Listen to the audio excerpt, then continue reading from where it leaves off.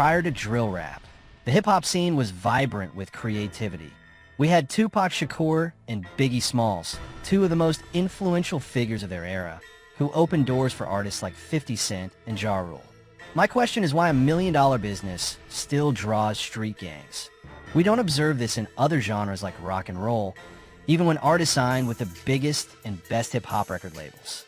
Alright, let's discuss the younger generation of rap or drill where they inadvertently reveal their own crimes of murder on the streets. King Von, the initial hip-hop serial killer, was accumulating bodies before he started his rap career. These individuals genuinely discuss smoking their rivals.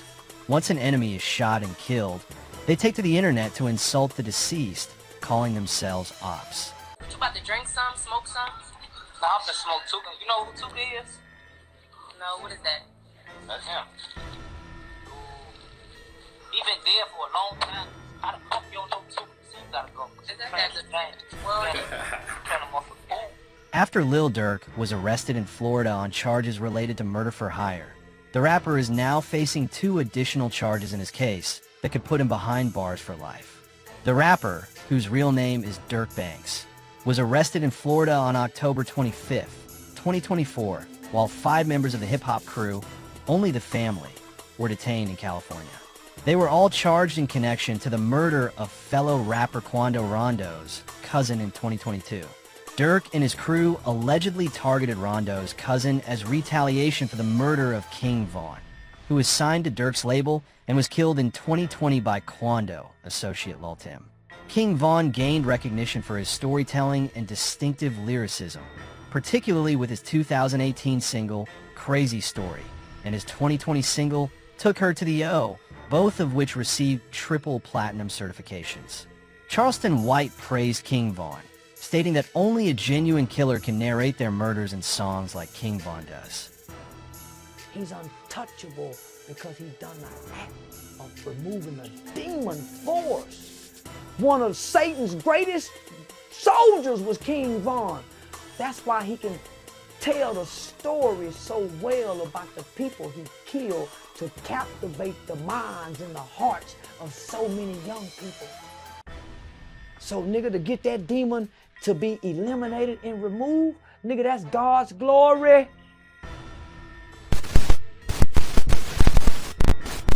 Atlanta, the extensive gang and racketeering trial involving Atlanta rapper Young Thug, concluded with his guilty plea in October 2024 after facing charges of racketeering, murder, and gang-related offenses in 2022.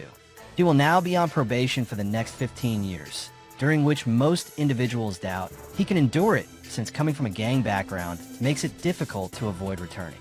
Today, it's challenging to remain relevant as a rapper if you don't rap about your opponents. While there are songs that debase women, there are other songs that esteem women. While there are songs endorsing extreme violence, there are also songs opposing such violence. While there are songs exalting drug use, there are also songs disparaging drug use. These opposing viewpoints are allowed to coexist within hip-hop culture without trouble.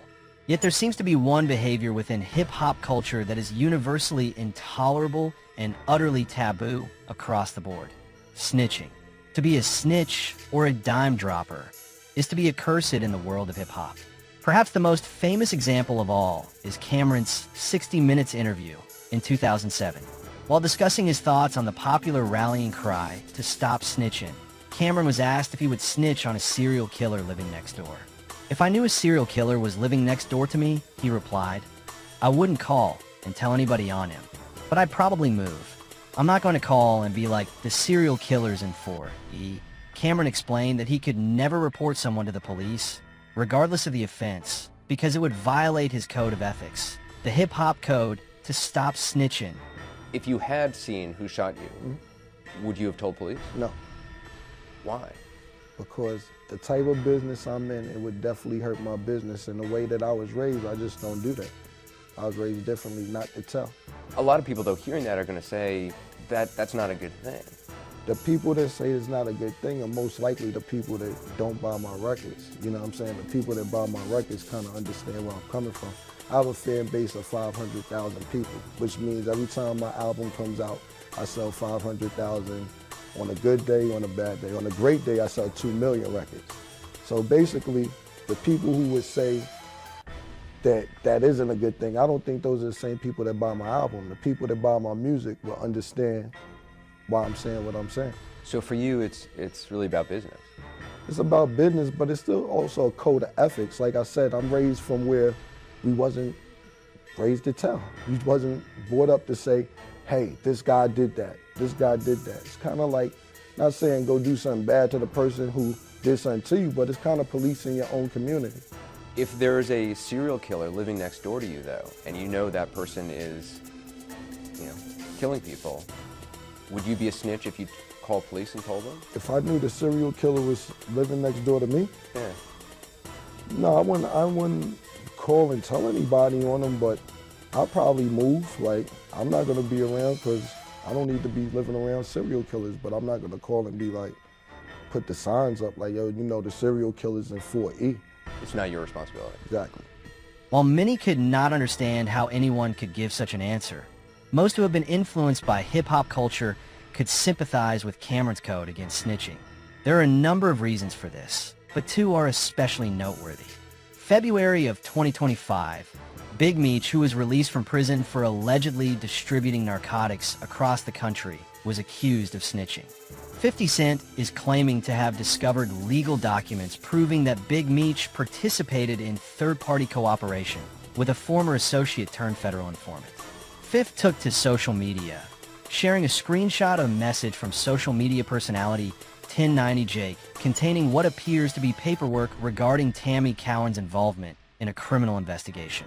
Cowens, a producer of the hit Starz show BMF, which is based on the Flannery family, is said to have possibly used information she allegedly received from Big Meech to assist in the arrest and prosecution of drug traffickers. That's it for today's drop. If you're feeling the vibe, hit that like button, sub if you're not already, and tap the bell so you don't miss the next breakdown. Got thoughts? Disagree? Drop them in the comments. We nerd out in the replies. This is CD Hip Hop Nerds, where hip hop meets deep dives. Till next time, stay sharp, stay real, and always keep it nerdy. Peace.